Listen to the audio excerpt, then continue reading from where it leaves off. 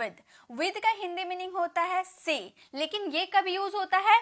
जब कोई हथियार या औजार की बात करे, यानी कि अगर इंग्लिश में इसकी बात करें तो जब हम टूल्स की बात करते हैं, जैसे टूल्स में क्या हो गया, पेन भी एक तरह से हथियार औजार के कैटेगरीज में आ गया। ओके, चाकू हो गया या फिर कुल्हाड़ी हो गया, ये सब क्या है, हमारा हथियार है, औजार है, टूल्स है।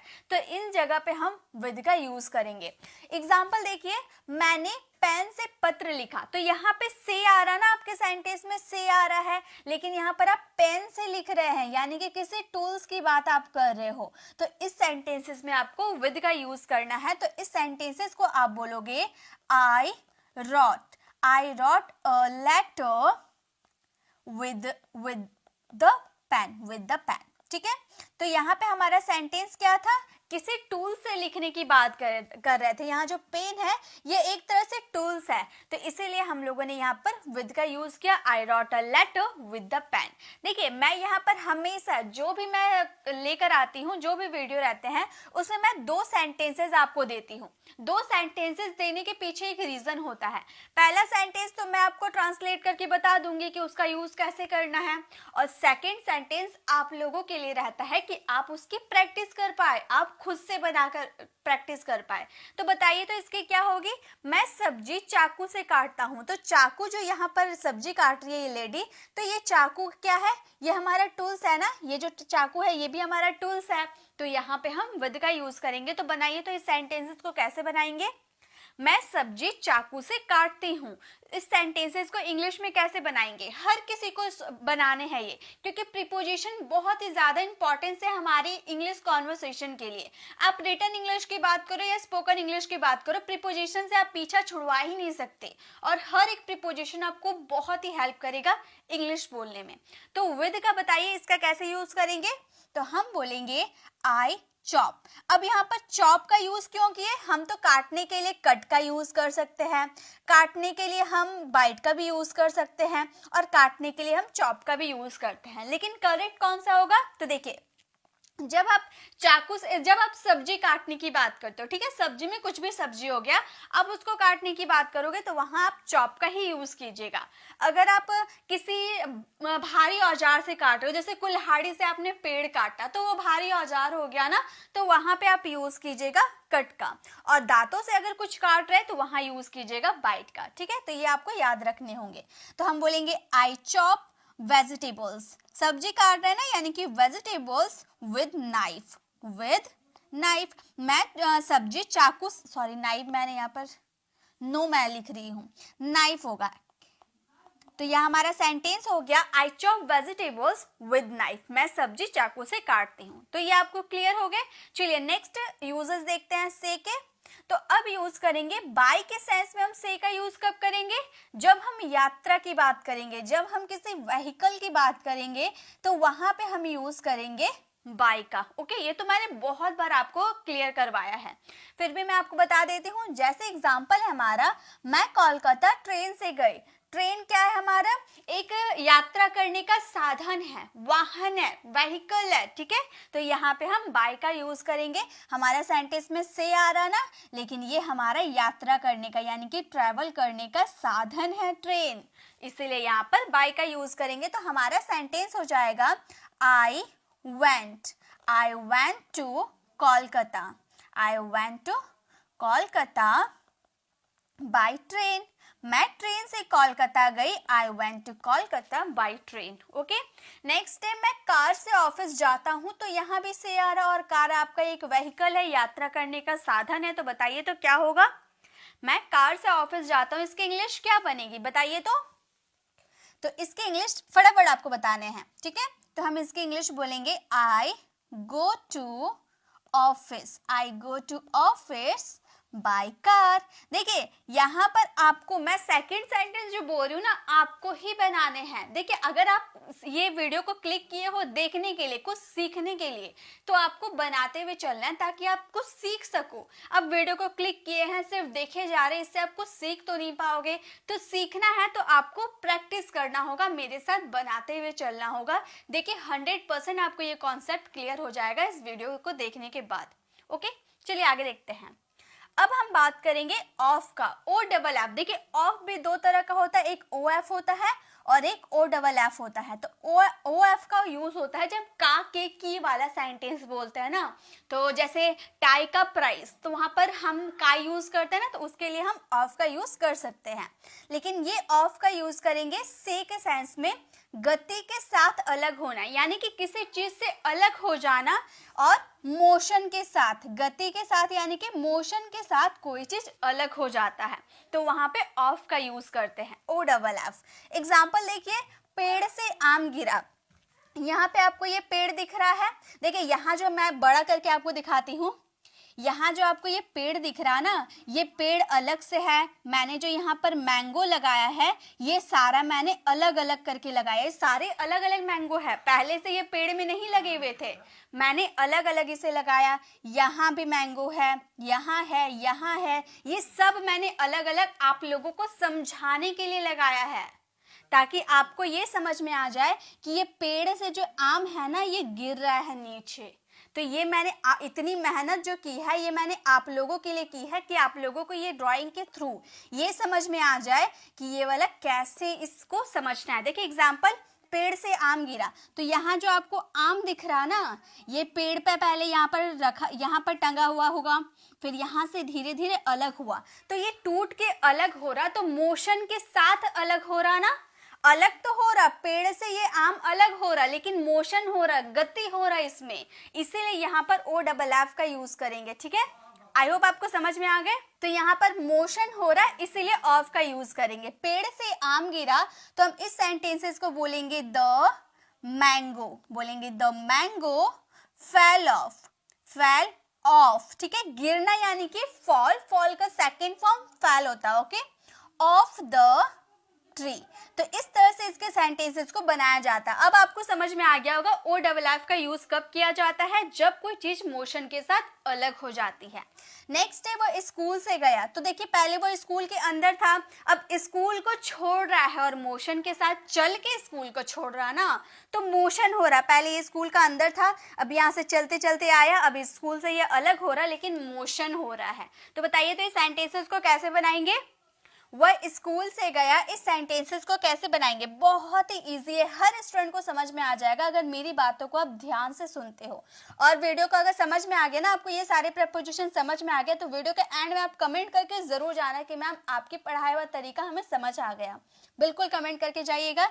तो देखिए इस सेंटेंसेस को बोलेंगे he went of the school, he went of the school.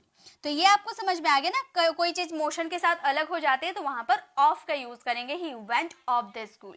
Okay, चलिए नेक्स्ट देखते हैं। सो हमारा नेक्स्ट है सिंस।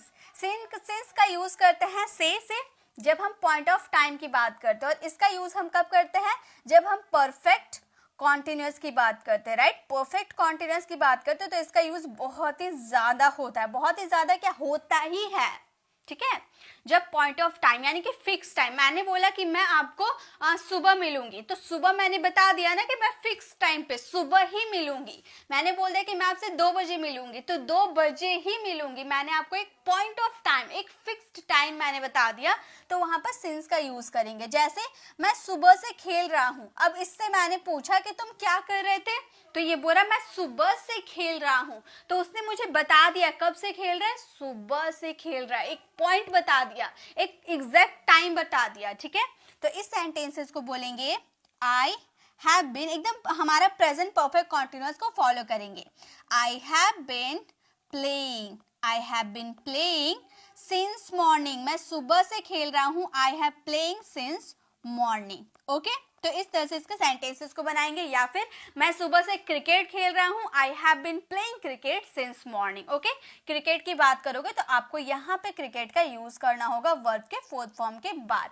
ओके, वे लोग बचपन से अंग्रेजी बोल रहे हैं, तो बताइए तो इसकी इंग्लिश क्या बनेगी? वे लोग बचपन से अंग्रेजी बोल रहे हैं, इसकी इंग्लिश क्या बनेगी? जल्दी आपको बनाने हैं, सभी को बनाने हैं, तभी आपकी प्रैक्टिस हो पाएगी। तो इस सेंटेंसेस को हम बोलेंगे they have been, they have been speaking. Speak बोला यानी कि स्पीक होता है, स्पीक का फोर्थ फॉर्म स्पीकिंग होता है। स्पीकिंग इंग्लिश, इंग्लिश कब से? बचपन से यानी कि सिंस चाइल्डहुड, बचपन को हम चाइल्डहुड बोलते हैं। ओके, तो हमारा सेंटेंस हो गया they have been speaking English since childhood. आप अपने आंसर मैच कर लीजिए, क्या आपका सही है? सही है तो यस लिखिए, क्या आपका सेंटेंस सही है? ठीक है, चलिए आगे बढ़ते हैं। अब है हमारा फ्रॉम। अब हम फ्रॉम का यूज करेंगे से के सेंस में। ये तो हम बहुत ही ज्यादा यूज करते हैं ना, और ये दो कंडीशन में यूज होता है, ठीक है। जब कोई चीज किसी चीज से अलग होती है, या फिर हम किसी चीज, हम डिजीज की बात करेंगे यानी कि कोई बीमारी की बात करेंगे तो फ्रॉम का यूज करेंगे।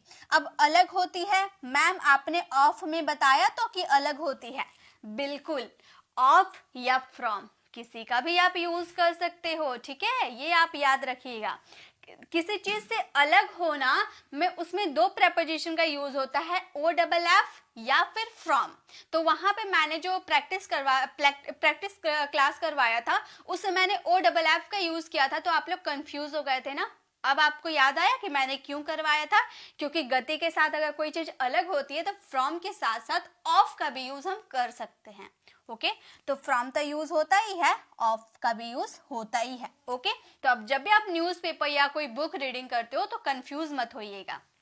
या फिर फ्रॉम का यूज करेंगे डिजीज के साथ, बीमारी के साथ। वह कैंसर से पीड़ित है तो उसे कैंसर बीमारी है, डिजीज है, तो क्या यूज करेंगे? हम बोलेंगे he is suffering from cancer, he is suffering from cancer. वह कैंसर से पीड़ित है, ठीक है, मतलब सफर कर रहा है कैंसर से। नेक्स्ट है वह दिल्ली से आ रहा है, इसकी इंग्लिश बनाइए। तो ज्यादातर हम कोई देश से अलग होता है ना, कोई सिटी से, दिल्ली से आ रहा है, मुंबई से आ रहा है, कोलकाता से आ रहा है, आसाम से आ रहा है, मतलब कोई कहीं से आने की बात करते हैं ना, तो वहां पे हम ज्यादातर फ्रॉम का यूज करते हैं, वही बेस्ट होता है हमारा। लेकिन अगर कोई पेड़ से कोई चीज, पत्ता अलग हो रहा है, आम अलग हो रहा है, कोई भी फल अलग हो रहा है, तो वहां पे आप, या फिर कोई बच्चा छत से कूद गया तो छत की सतह को छोड़कर कूद गया ना, अलग हो रहा, तो वहां पे ज्यादा बेस्ट आपका ऑफ रहेगा। ओके, जो बताइए दिल्ली से आ रहा है, इसकी इंग्लिश क्या बनेगी? हम बोलेंगे he is coming from Delhi, he is coming from Delhi, वह दिल्ली से आ रहा है, इस तरह से बनाएंगे। ओके, चलिए नेक्स्ट देखते हैं। अब नेक्स्ट है हमारा फोर यानी कि से। फोर का यूज भी करते हैं से के लिए, ड्यूरेशन ऑफ टाइम, और ये भी यूज होता है हमारा परफेक्ट कॉन्टिन्यूअस। तीनों जो हमारे होता है ना, प्रेजेंट, पास्ट और फ्यूचर, तीनों के परफेक्ट कॉन्टिन्यूअस में हमारा फोर का यूज किया जाता है, याद रहेगा, ठीक है। जैसे ड्यूरेशन ऑफ टाइम, अब मैंने आपसे पूछा कि आप कब से खेल रहे हो, तो आप बोलोगे मैं 2 घंटे से खेल रहा हूं।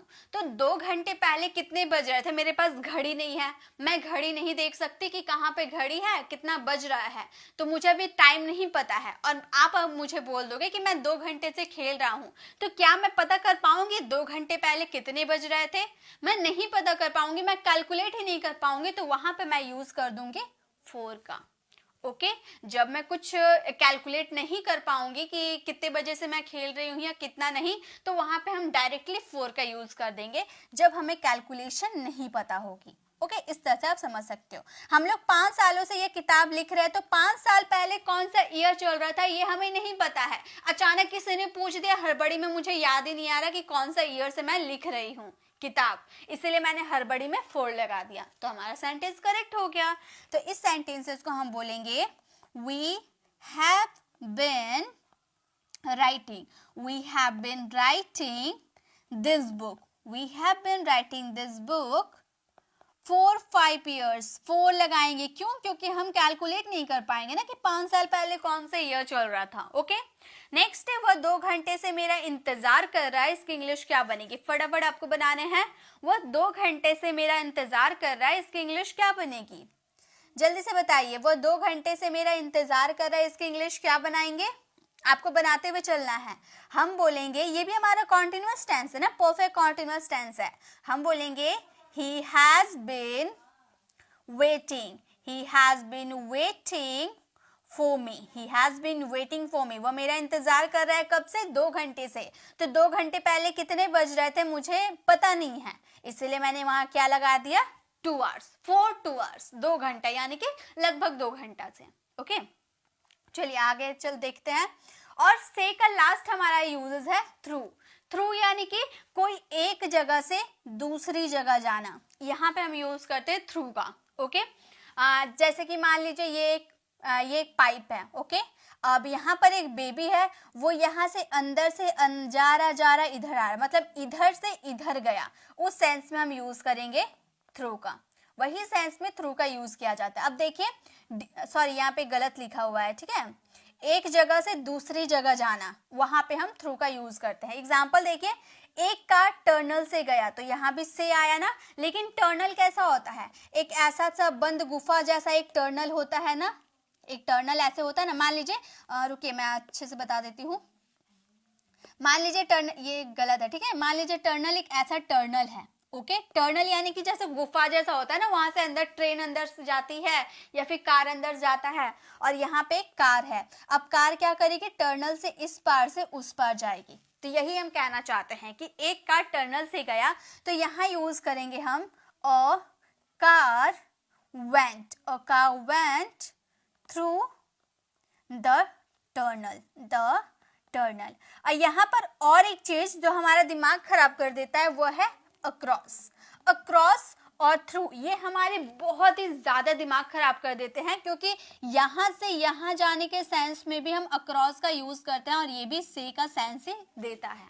ठीक है, दोनों का यूज यहाँ से वहां जाने के लिए करते हैं, लेकिन दोनों में फर्क क्या है। तो देखिए, जब एक मान लीजिए ये आपका एक पूल है, ठीक है, ये पूल है, अब बाहर नदी के ऊपर पूल है, तो क्या आसपास से वो पूल घिरा हुआ है? नहीं, ये पूरा खुला एरिया है, ये पूरा खुला एरिया है, ठीक है। और खुले एरिया में आप इस पार से उस पार अगर जाओगे तो वहां क्रॉस का यूज करोगे, लेकिन ये जो टर्नल है ये इनक्लोज्ड एरिया है, और इनक्लोज्ड एरिया से इधर से उधर जाओगे तो वहां पर थ्रू का यूज करेंगे। याद रहना चाहिए, मेरी बातों की एकदम ध्यान दीजिए, ठीक है, कि जब आप खुले एरिया में इससे इस पार से उस पार जाते हो, खुला एरिया, पूरा खुला एरिया है, इस पार से उस पार गए तो क्रॉस का यूज करेंगे, और बंद एरिया में इस पार से उस पार गए तो वहां पर थ्रू का यूज करेंगे। आई होप समझ में आ गया। बताइए तो, समझ में आ गया ना? यस लिखिए, समझ में आ गया तो यस लिखिए, ताकि मुझे पता चल पाए कि आपको समझ में आ गया। चलिए नेक्स्ट है, गेंद खिड़की के पार चली गई। गेंद खिड़की से पार चली गई, या फिर खिड़की के या खिड़की से, बात एक ही है ना, से भी आ सकता है। गेंद खिड़की से पार चली गई। यहाँ पे आपको बॉल दिख रहा है, यहाँ भी जानते हो मैंने एक विंडो लिया है, अलग से मैंने विंडो लिया है, अलग से मैंने बॉल लिया है, और यहाँ पर एरो करके मैंने दिखाया ताकि आपको ये समझ में आ जाए कि ये बॉल जो है ना खिड़की के इस पार से उस पार जाएगी। इतनी मेहनत मैंने सिर्फ आप लोगों को समझाने के लिए किया है। तो ये बॉल जो है, मैं यहाँ से मारूंगी तो बॉल इस तरफ से उस तरफ जाएगा। तो ये जो विंडो है एक इनक्लोज्ड एरिया है, और इनक्लोज्ड एरिया से इस पार से उस पार अगर कोई चीज जाती है तो वहां पे यूज करेंगे थ्रू का। यही तो मैं आपको समझाने की कोशिश कर रही थी। तो बनाइए तो, कैसे बनाएंगे? हम इस सेंटेंसेस को बोलेंगे, the ball went through the ball went through the window. The window, गेंद खिड़की से पार चली गई, the ball went through the window. Okay, मतलब कोई इनक्लोज्ड एरिया से, ओके, यहाँ पे मैं लिख देती हूँ, इनक्लोज्ड एरिया की बात करें, इनक्लोज्ड एरिया से उस पार से इस पार जाती है तो वहां पे आप यूज कीजिएगा थ्रू का। तो आज मैं कुछ ज्यादा आप लोगों के लिए प्रीपोजिशन लेकर आई हूँ, और बिलीव में आपको सारे प्रीपोजिशन अभी के अभी समझ में आ जाएंगे, और मैं उसकी प्रैक्टिस भी अभी के अभी आपको करवा दूंगी, ताकि बाद में आपको कोई कंफ्यूजन नहीं रहेगी। ऊपर से रिलेटेड हमारे पास 4 प्रीपोजिशन है। क्या क्या है? On, a verb, over, up. ये 4 प्रीपोजिशन का हिंदी मीनिंग होता है ऊपर। लेकिन कब कब यूज किया जाता है? चारों का सेंस, अगर मैं बोल दूं आपको कि किताब टेबल के ऊपर है, तो ये तो आप सभी को पता है कि इसमें ऑन का यूज किया जाता है, लेकिन ऊपर के सेंस में तो अवर्ब का, ओवर का और अप का भी तो यूज किया जाता है। तो जब किताब टेबल के ऊपर है उसके लिए ऑन का यूज किया जाता है, तो इन सब का यूज कहाँ किया जाता है ये भी तो समझना पड़ेगा ना। तो चलिए वीडियो को स्टार्ट करते हैं और इसमें कंफ्यूजन को दूर करते हैं। सबसे पहले हमारा प्रीपोजिशन है ऑन।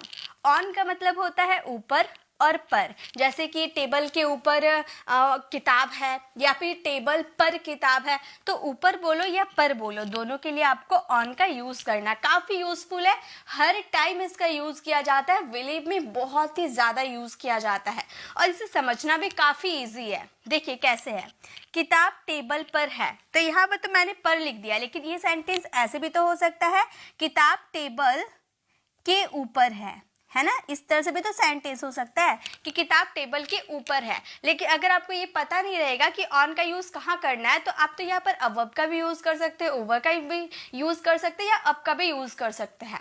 तो देखिए ऑन का यूज़ हम वहाँ करेंगे जहाँ पर ऊपर का सेंस तो आएगा लेकिन टच करेगा। जो दो थिंग्स आपके रहेंगे, चाहे वो टेबल और बुक हो, चाहे वो बेड और फ़ोन हो, सभी एक दूसरे को टच करेंगे, ऊपर तो रहेंगे लेकिन एक दूसरे से टच करेंगे, तो वहां पर यूज करेंगे हम ऑन। ठीक है, सरफेस को टच होना चाहिए।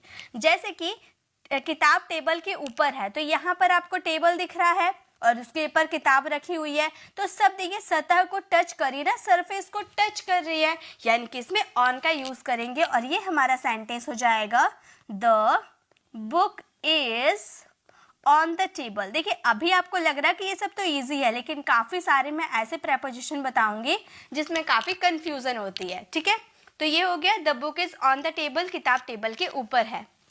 नेक्स्ट सेंटेंस आप लोगों के लिए है, मेरे साथ आप लोग बनाते हुए प्रैक्टिस कीजिएगा तो आपकी क्लियर हो जाएगी। फ़ोन बिस्तर पर रखा हुआ है या फिर फ़ोन बिस्तर के ऊपर रखा हुआ है, तो ये फ़ोन बिस्तर को टच कर रहा है ना, टच करा, सरफेस को टच कर रहा, तो यहाँ पर क्या यूज़ करेंगे, ऑन का यूज़ करेंगे। बनाइए, कैसे बनाएंगे, आपको मेरे साथ बनाते हुए चलना है, आपकी प्रैक्टिस हो जाएगी और बिलीव में आपको फिर दोबारा से प्रैक्टिस करने की ज़रूरत नहीं पड़ेगी। अभी के अभी सारे कन्फ्यूज़न मैं क्लियर कर दूंगी। तो फ़ोन बिस्तर पर रखा हुआ है, इस सेंटेंसेस को हम बनाएंगे द फोन हैज़ केप्ट, रखा है यानी कि रखने का काम कंप्लीट हो गया है, राइट। और कंप्लीट हो जाता है तो वहाँ हैज़ हैव के साथ वर्ब की थर्ड फॉर्म लगती है, यानी कि हैज़ हैव और केप्ट जो है वर्ब की थर्ड फॉर्म है। ठीक है, ऑन द बेड, किस पे रखी हुई है, बेड पे रखी हुई ना, इसलिए ऑन द बेड। तो the phone has kept on the bed. यहाँ पे अगर यहाँ पर बुक भी रखी होती तो हम बोलते the book has kept on the bed. तो इस तरह से जो भी चीज़ एक सतह को टच करती हो तो वहाँ पे आप यूज़ कर दीजिएगा ऑन का। ठीक है, तो ये कॉन्सेप्ट थी ऑन की। आई होप आपको ऑन समझ में आ गया। चलिए आगे देखते हैं गाइज। अगर आपको पूरा वीडियो समझ में आ जाता है ना, तो लास्ट में आप कमेंट ज़रूर कीजिएगा कि आपको ये कॉन्सेप्ट क्लियर हो गया और मैंने आपको कैसा समझाया, ये ज़रूर बताइएगा। ठीक है, चलिए आगे देखते हैं। सो नेक्स्ट है हमारे अवर्ब। अवर्ब का मतलब भी होता है ऊपर, लेकिन कब यूज होता है, टेबल के ऊपर दीवार पर एक घड़ी है, ये आपको ये पूरा वॉल है यानी कि दीवार है और यहाँ पर टेबल रखी हुई है, यहाँ क्लॉक है। ठीक है, अब मैंने बोला टेबल के ऊपर दीवार पर, टेबल के ऊपर है ना, ये टेबल के ऊपर है, टेबल नीचे है और टेबल के ऊपर ये क्लॉक है और दीवार पे क्लॉक टंगी हुई है, तो दीवार को टच करिए, राइट। ये जो क्लॉक है दीवार को टच करे, यानी कि टच करिए तो ऑन का यूज करेंगे। लेकिन ये ऊपर है, टेबल के ऊपर है, क्या ठीक ऊपर है, नहीं, मैंने सिर्फ इतना बोला कि ये जो घड़ी है टेबल से ऊपर है, लेकिन टेबल के ठीक ऊपर नहीं है। देखिए साइड में है ना, तो जहाँ पे आप ऊपर की तो बात करते हो लेकिन ठीक ऊपर नहीं होती है, तो वहाँ अबव का यूज़ करेंगे। इसके बाद जब मैं ओवर बता दूंगी ना, तब आपको दोनों का डिफरेंस समझ में आ जाएगा। ठीक है, तो इस सेंटेंसेस को बनाते हैं। टेबल के ऊपर दीवार पर एक घड़ी है, तो हम बोलेंगे there is a clock, there is a clock on the wall। on the wall का यूज क्यों करेंगे, क्योंकि वॉल पे जो क्लॉक है वो टच कर रही है। ठीक है, above the table, above the table। तो ये चीज तो सेम, ये चीज तो बस ये समझना है कि ये जो टेबल है ना, ये जो घड़ी है टेबल से ठीक ऊपर नहीं है, ऊपर है लेकिन पूरे ठीक ऊपर नहीं है। ठीक है, साइड में है, इसीलिए यहाँ पर अबव का यूज किए। ठीक है, पेड़ के ऊपर एक हेलीकॉप्टर है, यहाँ पर आपको पेड़ दिख रहा है, पेड़ के क्या ठीक ऊपर है, नहीं, ये तो साइड में है। अगर यहाँ से भी देखने जाए तो ये साइड में है ना, हेलीकॉप्टर साइड में है, पेड़ के ठीक ऊपर नहीं है। तो जब कोई चीज ठीक ऊपर नहीं रहती है तो वहां अबव का यूज करते हैं।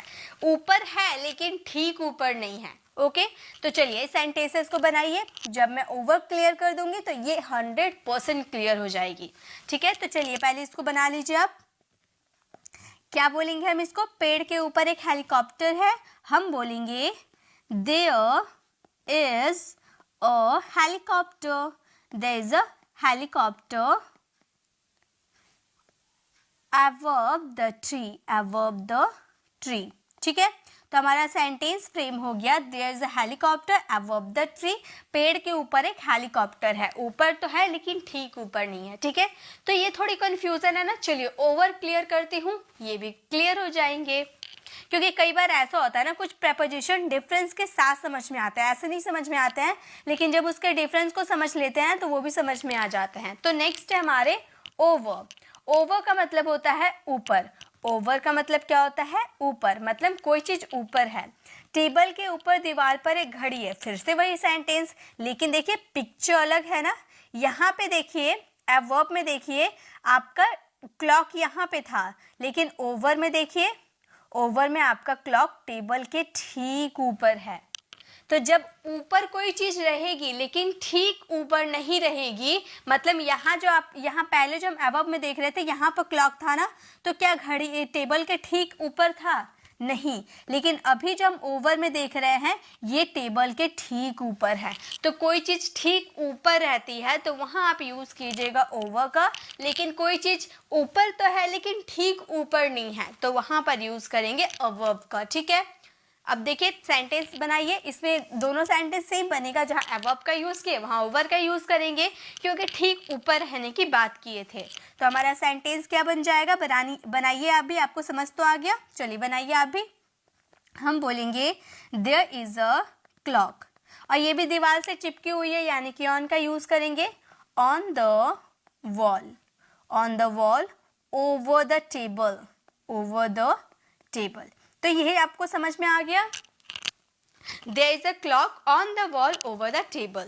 नेक्स्ट है पेड़ के ऊपर एक हेलीकॉप्टर है। यहाँ जो पेड़ है देखिए ठीक ऊपर हेलीकॉप्टर है ना, ठीक ऊपर है। पहले जो पिक्चर देखे थे हम लोग, देखिए ठीक ऊपर नहीं थी, साइड में थी, लेकिन अब जो हम पिक्चर देख रहे हैं वो पेड़ के ठीक ऊपर है, यानी कि ओवर का यूज करेंगे। तो बताइए सेंटेंसेस कैसे बनाएंगे हम इस सेंटेंसेस को बनाएंगे। आप बनाना स्टार्ट कर दीजिए।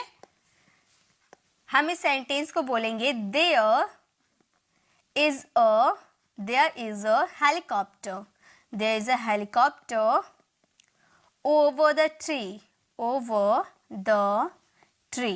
तो हमारा सेंटेंस फ्रेम हो गया there is a helicopter over the tree. पेड़ के ऊपर एक हेलीकॉप्टर है। ठीक है तो जब अब अबव और ओवर आई थिंक आपको क्लियर हो गया। यस बोल दीजिए ताकि मैं कमेंट क्रिएट करूंगी तो मुझे पता चल पाएगा कि आपको ओवर और अबव समझ में आ गए हैं। तो अगर आपको समझ में आ गए तो यस आप लिख दीजिए, मैं देख लूंगी कमेंट। ओवर और अबव आपको समझ में आ गया। चलिए अब ऊपर के सेंस में और एक वर्ड था हमारा अप। अप का यूज कहाँ करते वो भी देख लेते हैं। तो देखिए अप का यूज करने कहाँ पर किया जाता है। अप का यूज तो हम ऊपर के सेंस में करते हैं, लेकिन जब हम कोई प्राइस के ऊपर की बात करते हैं या फिर मतलब कोई चीज ऊपर जा रहा, मतलब कोई लेवल में ऊपर जा रहा है या फिर प्राइस में कोई चीज ऊपर जा रहा है, तो उसके लिए हम सिंपल अप का यूज कर देंगे। ठीक है मतलब कोई चीज ऊपर, गुब्बारा ऊपर जा रहा है ना तो वहां पे अप का यूज कर दीजिए। आप सीढ़ी से ऊपर जा रहे हैं वहां पे अप का यूज कर दीजिए। प्राइस ऊपर जा रहा तो वहां पे अप का यूज कर दीजिए। ठीक है तो ये बस सिंपल सा है। तो पैरासूट ऊपर जा रहा है, यहाँ पर पैरासूट आपको दिख रहा है, ये क्या हो रहा? ऊपर जा रहा है। तो ऊपर जा रहा, सिंपली ऊपर जा रहा, ना किसी से टच हो रहा, ना किसी के ठीक ऊपर है, ना किसी के साइड ऊपर है, बस ऊपर है। तो यहाँ पे अप का यूज कर देंगे। हम इस सेंटेंसेस को बोलेंगे the parachute, the parachute is going up, going up. तो हमारा सेंटेंस हो गया the parachute is going up, parachute ऊपर जा रहा है। ठीक है नेक्स्ट है कीमत ऊपर जा रही है। बताइए इसकी सेंटेंस क्या बनेगी? मतलब ये जो कपड़े वो खरीदने आई है ना, ये तो कपड़े का प्राइस ज्यादा था, तो ये बोल रही है कि जो प्राइस है ना, कीमत है ना, ऊपर जा रही है। तो बताइए क्या होगा ऊपर जाने के लिए? प्राइस है, प्राइस सब्जी का दाम हो गया या फिर किसी चीज का भी कीमत हो गया ऊपर जा रही है, तो हम इस सेंटेंसेस को बोलेंगे, हम बोलेंगे the prices are going up, the prices are going up. Prices यानी कि कीमत ऊपर जा रही है, the prices are going up. तो ये हमारे थे अप यानी कि ऊपर। अब हम लोगों ने 4 प्रेपोजिशन कर लिए ऊपर के सेंस में, ऑन, एडवर्ब, ओवर और अप। चलिए इसकी पहले प्रैक्टिस कर लेते, साथ में सेंटेंसेस ले लेते, इसकी प्रैक्टिस कर लेते ताकि ये 100% क्लियर हो पाए। चलिए अब बारी हमारी प्रैक्टिस की। पहला सेंटेंस है नदी के ऊपर ब्रिज है। पहले आप इस सेंटेंस को बनाओ। आपको इस सेंटेंसेस में क्या लग रहा है, कौन सा प्रेपोजिशन यहाँ पर यूज होना चाहिए? 4 प्रेपोजिशन है ऊपर के लिए, लेकिन कौन सा प्रेपोजिशन यूज होगा? नदी के ऊपर ब्रिज है, यानी कि नीचे नदी है उसके ऊपर ब्रिज है। बताइए क्या यूज होगा? बहुत ही आसान है, अगर आप ध्यान दे तो बहुत ही आसान है। तो इस सेंटेंसेस में देखिए ऊपर, तो नदी के ठीक ऊपर ब्रिज होगी ना, साइड में तो नहीं होगा नदी का, साइड में तो ब्रिज नहीं होगा, नदी का ठीक ऊपर में ब्रिज होगा। जैसे कि यहाँ पे आपकी नदी बह रही है, यहाँ पे आपकी नदी बह रही है, तो इसके ठीक ऊपर में ब्रिज होगा ना, इसे साइड में तो होकर ब्रिज नहीं रहेगा, तो ठीक ऊपर है यानी कि ओवर का यूज करेंगे। हमारा इस सेंटेंस बन जाएगा देयर इज अ ब्रिज। अब ब्रिज और नदी एक दूसरे को टच भी कर रही है क्या? नहीं कर रही है, तो ऑन का भी यूज नहीं होगा और साइड में नहीं रहेगा। ये जो नदी है, नदी से साइड में तो ब्रिज नहीं रहेगा, तो अबव का भी यूज नहीं होगा। ये कोई कीमत वगैरह तो है नहीं जो ऊपर जा रहा है, उसमें भी अप का यूज नहीं होगा, तो बचा ओवर। ओवर का यूज किया जाता है ऊपर के सेंस में, वो भी ठीक ऊपर के सेंस में। ठीक है, ये हो गया। नेक्स्ट है रोहन टेबल के ऊपर बैठा हुआ है। बताइए, टेबल यानी कि नॉर्मल जो हमारा टेबल होता है ना, इस तरह से, ठीक है, तो इस तरह से जो टेबल होता है उस पे, उसके ऊपर बैठा हुआ है। बताइए कैसे, क्या बनाएंगे? रोहन टेबल के ऊपर बैठा हुआ है, तो हम इस सेंटेंसेस को कैसे बनाएंगे? हम इस सेंटेंसेस में लगाएंगे ऑन। ऑन क्यों लगाएंगे हम इस सेंटेंसेस में? क्योंकि टेबल के ऊपर जब रोहन बैठेगा तो वो सतह को टच करेगा। ठीक है, आप टेबल पे बैठोगे तो आप सतह को टच करोगे ना, टेबल को टच करोगे, तो जब कोई चीज सरफेस को टच करती है तो वहां पर यूज होता है ऑन का। ओके, दाम बढ़ रहे हैं यानी कि प्राइस बढ़ रहे हैं, क्या हम बताएंगे?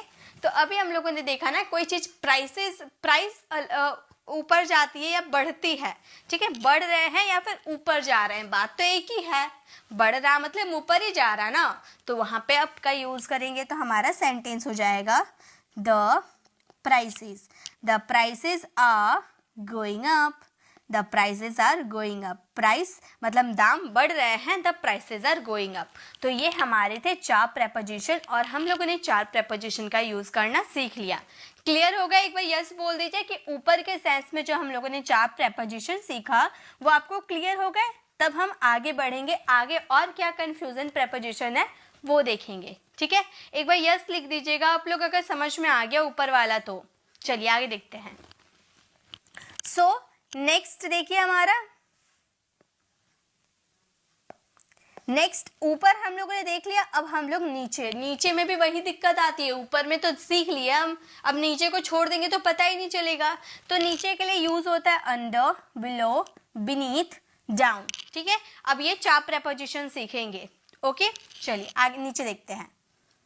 सबसे पहले हम देखेंगे अंडर का। अंडर का मतलब होता है नीचे। कोई चीज नीचे तो है लेकिन कवर्ड नहीं है, पूरी तरह से कवर्ड नहीं है। ठीक है, मतलब कोई चीज नीचे है। अब यहाँ पर आप बास्केट देख रहे हैं यानी कि टोकरी देख रहे हैं, टोकरी के नीचे यहाँ बिल्ली का पैर दिख रहा है ना, तो ये तो टोकरी के नीचे है लेकिन दिख रही है ना, पूरी तरह से कवर नहीं है टोकरी में, तो दिख रही है। तो टोकरी के नीचे बिल्ली है।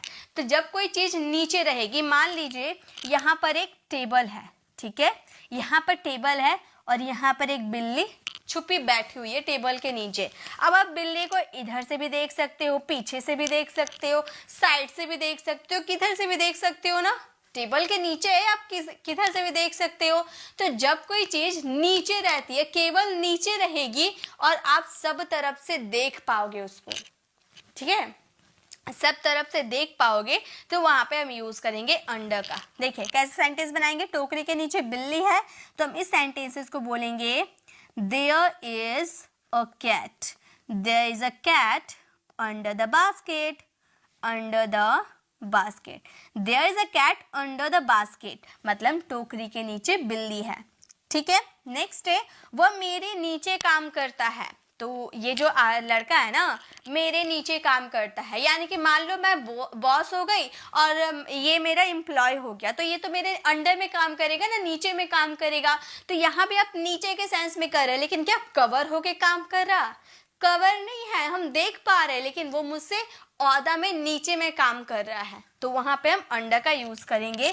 तो यहाँ पे हमारा सेंटेंस बन जाएगा, हम बोलेंगे ही, आप बनाइए मेरे साथ, आप बनाते हुए चलिए, बनाइए। क्या हम बनाएंगे सेंटेंसेस को?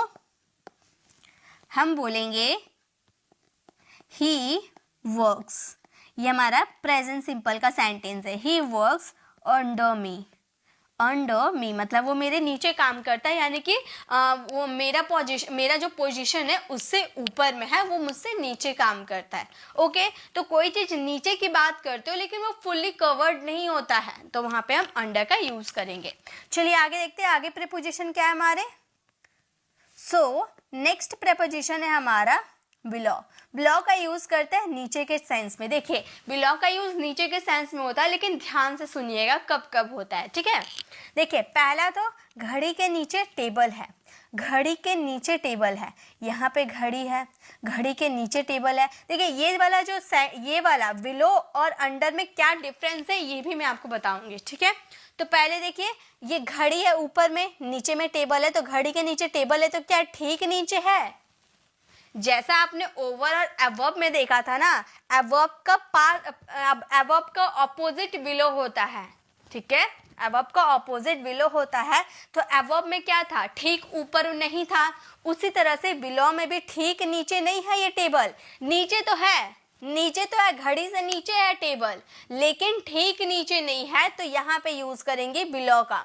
लेकिन जो अंडर है ना, इसमें देखिए अलग चीज है। मान लीजिए यहाँ पे आपका टेबल है, ठीक है, और ये जो क्लॉक रहेगा ना, घड़ी रहेगा ना, ये ठीक ऊपर रहेगा। जब कोई चीज ठीक नीचे रहती है, ठीक है, घड़ी के नीचे ठीक नीचे ये जो है ना, घड़ी के ठीक नीचे टेबल है, तो यहाँ पे अंडर का यूज करेंगे। लेकिन यहाँ पे क्लॉक के ठीक नीचे टेबल नहीं है, साइड में है, लेकिन नीचे है, तो वहां बिलो का यूज करेंगे। और ये हमारा सेंटेंस बन जाएगा, हमारा सेंटेंस बन जाएगा there is a table, there is a table below the clock, below the clock। तो हमारा सेंटेंस क्या फ्रेम हो गया? हमारा सेंटेंस हो गया there is a table below the clock। Next है हमारा सेंटेंस, मेरा घर आपके घर के ठीक नीचे है। अब देखिए यहाँ पर लेबल की भी बात करें। अब मान लीजिए यहाँ पर आप रहते हो, वो बड़े वाले जो घर है ना, यहाँ पर आप रहते हो और मैं ये छोटे वाले घर में रहती हूँ, तो मैं बोल रही हूँ कि मेरा घर आपके घर के नीचे है, मेरा घर आपके घर के नीचे है। तो देखिए नीचे है ना, यहाँ पे हम लेबल की बात करें, नीचे का सेंस में दो चीज आप ध्यान दीजिएगा बिलो में। एक तो ठीक नीचे अगर नहीं रहेगा तो वहाँ बिलो का यूज कर दीजिएगा, और दूसरी बात लेबल की बात कर लो या लिस्ट की बात कर लो, ये सब में अगर आप नीचे की बात करोगे ना, जैसे कि मेरा नाम आप लिस्ट में आपके नाम से नीचे है, मैंने ऐसे बोला कि मेरा नाम लिस्ट में आपके नाम से नीचे है, तो आपके नाम से नीचे है, तो वहां भी हम यूज करेंगे बिलो का, नीचे के सेंस में बिलो का यूज करेंगे। ठीक है, लेबल की बात करेंगे, लिस्ट की बात करेंगे तब। तो मेरा घर आपके घर से नीचे है, इस सेंटेंसेस को अगर आप बनाओगे, बनाइए, तो क्या हम बोलेंगे? हम बोलेंगे my house is below, my house is below your house, मतलब लेबल में आपके घर से मेरा घर नीचे है। ठीक है, तो लेबल की बात कर दी, इसलिए बिलो का यूज कर दिए। चलिए आगे देखते हैं। सो नेक्स्ट डे नीचे के सेंस में हम यूज करेंगे बीनीथ का, बीनीथ या अंडरनीथ। तो अंडरनीथ का यूज हम ज्यादा नहीं करते हैं, लेकिन अगर बाय चांस आपको अंडरनीथ या बीनीथ में आपको कंफ्यूजन होगा तो आप दोनों में से किसी का भी यूज कर सकते हो नीचे के सेंस में। मतलब कोई चीज नीचे रहेगी लेकिन फुल्ली कवर्ड रहेगी, फुल्ली कवर्ड रहेगी। यहाँ पे अंडर में हम लोगों ने क्या देखा, नीचे तो रहेगी लेकिन फुल्ली कवर्ड नहीं रहेगी, लेकिन बीनीथ में पूरी तरह से कवर रहेगी, आपको दिखेगा ही नहीं। मान लो आपने रात में घर में ताला लगाया और आपने जो चाबी थी पिलो के नीचे रख दिया। अब आपने पिलो का नीचे रख दिया चाबी, उसके ऊपर से पिलो रख दिया, तो क्या आपको साइड से किधर से भी आप देखोगे तो आपको चाबी नजर आएगा? नहीं, क्योंकि आपने तकिए के नीचे रख दिया तो वो पूरी तरह से कवर हो गया, वो जो चाबी है पूरी तरह से कवर हो गया, तो आप देख नहीं पाओगे, तो वहां पर यूज करेंगे बीनीथ का, ठीक है। और अगर आप देख पाओगे तो वहां यूज करेंगे अंडर का। तो मेरी चाबियां तकिए के नीचे है, आपने यहाँ तकिया के नीचे चाबी रख दिया, यहाँ पे मैंने चाबी रखा है लेकिन आपको दिख रहा क्या? मैंने चाबी रखा है, आपको दिख रहा क्या? नहीं दिख रहा, इसलिए बीनीथ का यूज करेंगे हम। इस सेंटेंसेस को बोलेंगे, सॉरी देयर का यूज नहीं करेंगे, यहाँ तो सब्जेक्ट के बारे में बताया, मेरी चाबियां यानी कि माई कीज, हम बोलेंगे my keys are, my keys are beneath, beneath the pillow, beneath the pillow. तो हमारा सेंटेंस क्या फ्रेम हो गया? हमारा सेंटेंस हो गया my keys are beneath the pillow. Next क्या है? नेक्स्ट है हमारे मेरे पैसे चादर के नीचे है। अब ये चादर जो है इसके नीचे मैंने पैसे छुपा के रखे हैं, तो क्या आपको दिख रहा है? आपको दिख रहा है कि मैंने कहाँ पर पैसे रखे हैं? नहीं ना दिख रहा है, लेकिन मैंने पैसे रखे हैं, ठीक है। तो मैंने पैसे रखे हैं लेकिन आपको दिख नहीं रहा है, और उसमें हम यूज करेंगे बीनीथ का। नीचे तो रखा है लेकिन दिख नहीं रहा है, तो हमारा सेंटेंस क्या फ्रेम होगा? हमारा सेंटेंस हो जाएगा माई मनी इज बीनीथ। तो अब आप जब भी प्रीपोजिशन का यूज कीजिएगा ना, तो नीचे के सेंस में ध्यान रखिएगा, आपके पास 4 ऐसे प्रीपोजिशन है जिसका यूज हम नीचे के सेंस में करते हैं। तो 3 आपको समझ में आ गए ना? लेबल या लिस्ट की बात करोगे और नीचे रहने की बात करोगे तो वहां पर बिलो का यूज करेंगे। अगर नीचे रहने की बात करते हो लेकिन फुल्ली तरह से कवर्ड नहीं हो, आप देख सकते हो उसको कि नीचे है, तो वहां पे हम यूज करेंगे अंडर का। लेकिन कोई चीज नीचे रहेगी लेकिन फुल्ली कवर्ड रहेगी, आप देख ही नहीं पाओगे उसको, तो वहां पर यूज करेंगे बीनीथ का। ओके, चलिए और एक बच गए हमारे नीचे के सेंस में। सो नेक्स्ट है हमारे डाउन। डाउन का यूज करेंगे नीचे के सेंस में। यहाँ पर अप का यूज ऊपर के सेंस में कर रहे थे, डाउन का यूज करेंगे नीचे के सेंस में, ठीक है। जैसे अप का ऑपोजिट होता है डाउन।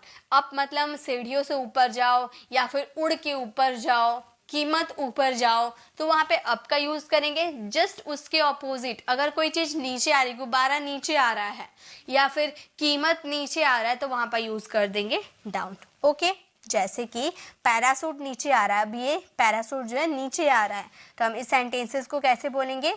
हम बोलेंगे the parachute, the parachute is coming down, coming down, parachute नीचे आ रहा है, the parachute is coming down. Next है हमारे कीमत नीचे आ रही है। कीमत नीचे आ रही है यानी कि प्राइस की बात करेंगे तो भी वहां पर हम क्या यूज करेंगे? डाउन। इसका जस्ट ऑपोजिट क्या था? अप था, यानी कि ऊपर जा रहा था, और डाउन यानी कि नीचे आ रहा है। तो इस सेंटेंसेस को हम बनाएंगे the prices, the prices are coming down, the prices are coming down. कीमत नीचे आ रही है, कीमत नीचे आ रही, the prices are coming down. Okay, तो अप डाउन आपको समझ में आ गया। चलिए अब थोड़ी प्रैक्टिस कर लेते हैं। तो ये हमारे प्रैक्टिस के लिए क्वेश्चन है, मम्मी पेड़ के नीचे बैठी है, तो अब बताइए इसमें क्या यूज करेंगे? 4 हमारे पास प्रेपोजिशन है, डाउन, बीनीथ, बिलो और अंडर। इसमें से क्या यूज होगा? मम्मी पेड़ के नीचे बैठी है, इसमें क्या यूज होगा? इसमें पेड़ के नीचे तो बैठी ही है लेकिन हम देख सकते हैं ना मम्मी को, पेड़ के नीचे बैठी हुई है लेकिन हम मम्मी को देख सकते हैं, वो फुल्ली कवर्ड नहीं है, तो वहां पे हम यूज करेंगे अंडर का। तो हम बोलेंगे मॉम, मॉम इज, मदर का भी यूज कर सकते हैं। Okay, mom is sitting under the tree, under the tree, mom is sitting under the tree, mummy पेड़ के नीचे बैठी हुई है। मेरी किताब मेरी तकिए के नीचे था, मैं जो किताब पढ़ रही, रात में मैं किताब पढ़ रही थी और मैंने जो था वो किताब को तकिए के नीचे रख दिया, उसके ऊपर से तकिया रख दिया, तो अब क्या किताब को आप देख पाओगे? मैंने उसके ऊपर से पिलो रख दिया तो क्या आप किताब को देख पाओगे? नहीं, वो तो फुल्ली तरह से कवर्ड हो गया, यानी कि बीनीथ का यूज करेंगे। हमारा सेंटेंस हो जाएगा my book was beneath, my book was beneath my pillow, my book was beneath my pillow, मेरी किताब मेरे तकिए के नीचे था। नेक्स्ट है पानी का स्तर नीचे जा रहा है, पानी का स्तर नीचे जा रहा है, यानी कि नीचे जाने की बात करें, नॉर्मली नीचे जाने की बात करें तो वहाँ डाउन का यूज कर देंगे। तो ये हमारा सेंटेंस बन जाएगा वाटर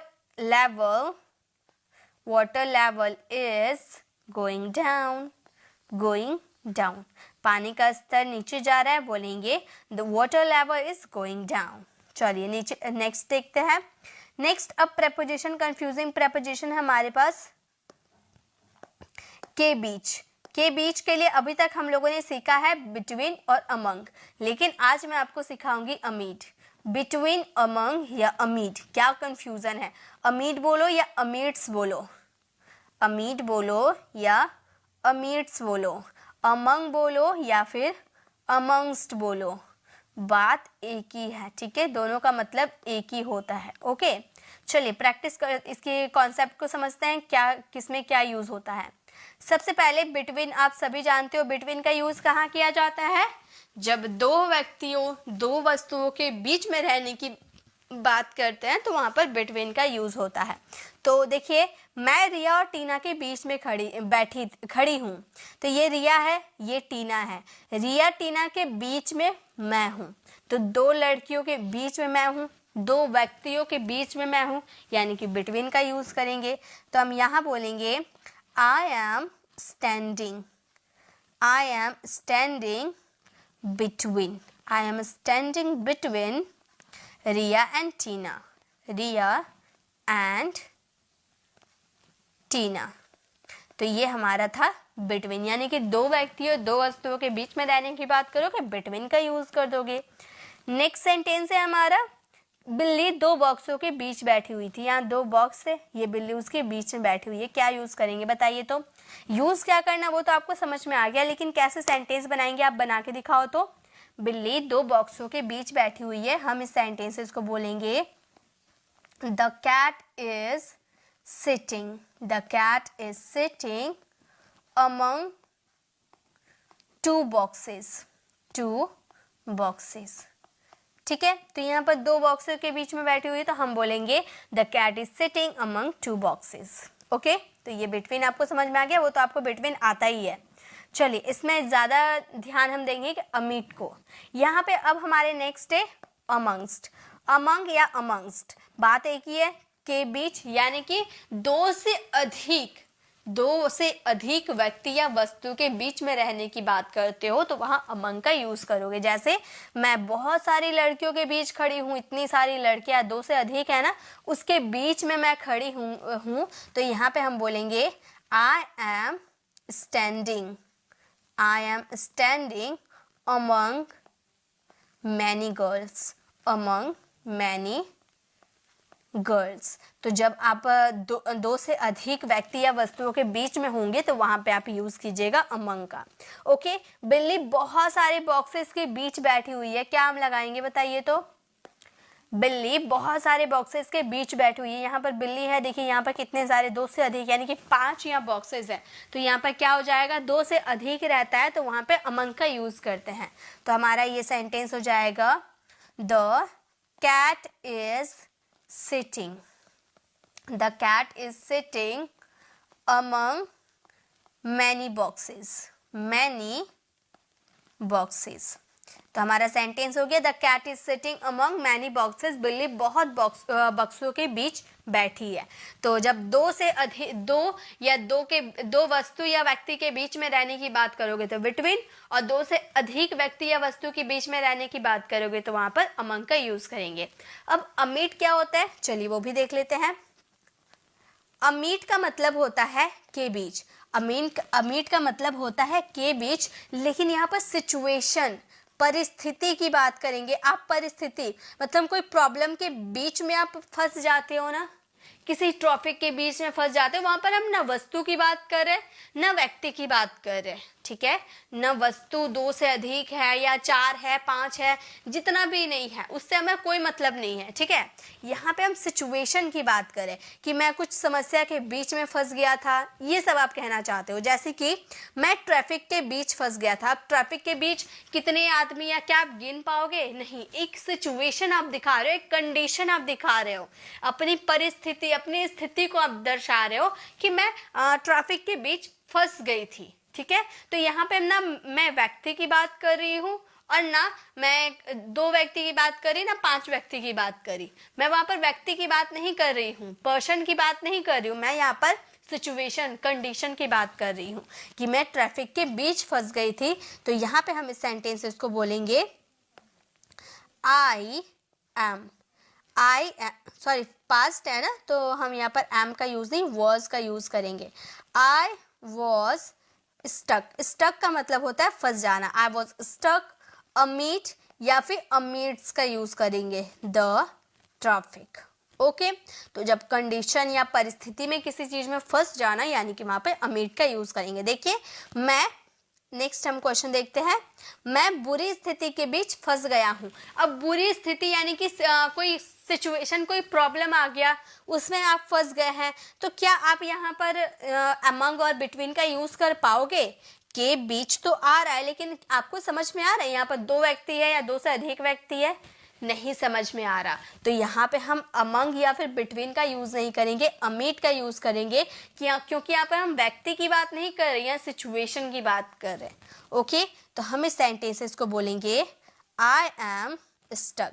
इस तरह से कोई आपको जल्दी नहीं सिखाएगा, इतनी कंपेयर करवा के, ठीक है। अब आपको आई थिंक समझ में आ गया होगा कि कहाँ पर किसका यूज करना है, ठीक है। तो हमारा सेंटेंस बन गया I am stuck amid bad situation. मैं बुरी स्थिति के बीच फंस गया हूँ, ठीक है। तो ये 3 थे, बिटवीन, अमंग और अमीट। चलिए इसकी प्रैक्टिस कर लेते हैं ताकि ये क्लियर हो पाए। अब देखिए प्रैक्टिस करोगे आपको क्लियर हो जाएंगे। उनकी समस्या के बीच मेरा टाइम बर्बाद हो गया। बताइए तो इसमें क्या यूज करें? उनकी समस्या के बीच मेरा टाइम बर्बाद हो गया। इसमें क्या? उनकी समस्या, समस्या क्या है? व्यक्ति है क्या? 2 समस्या, 3 समस्या, 4 समस्या, कितना समस्या आप गिन सकते हो? नहीं, यहाँ पे आप प्रॉब्लम की बात कर रहे हो, सिचुएशन, कंडीशन की बात कर रहे हो। तो यहाँ पे हम अमीट का यूज करेंगे। हम सेंटेंस को बनाएंगे my time was wasted. My time was wasted, मेरा समय बर्बाद हो गया।